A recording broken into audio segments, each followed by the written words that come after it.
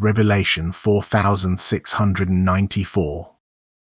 From the 20th of July 1949.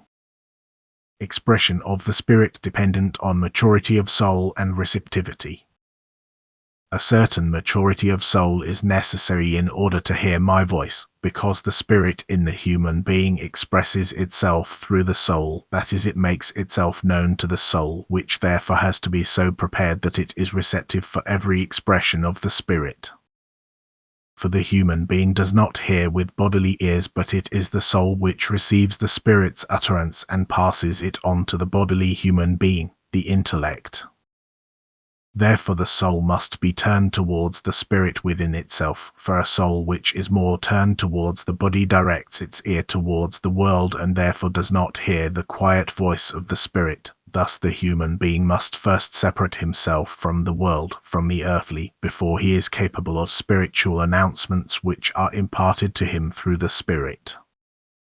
Then the human being has reached a certain degree of maturity of soul, because the spiritual spark in the human being already exerted its influence on the human being's soul beforehand, stimulating thinking, feeling and willing into loving activity.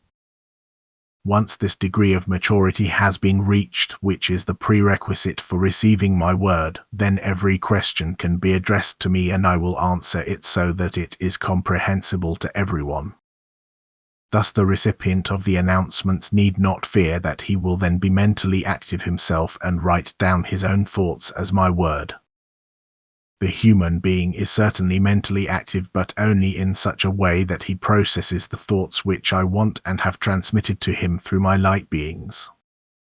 For the duration of the acceptance of my word, the recipient is incapable of thought activity directed towards me. Rather, this thought activity is now an emanation from the spiritual kingdom which meets the recipient with my will and is conveyed to the soul by his spirit.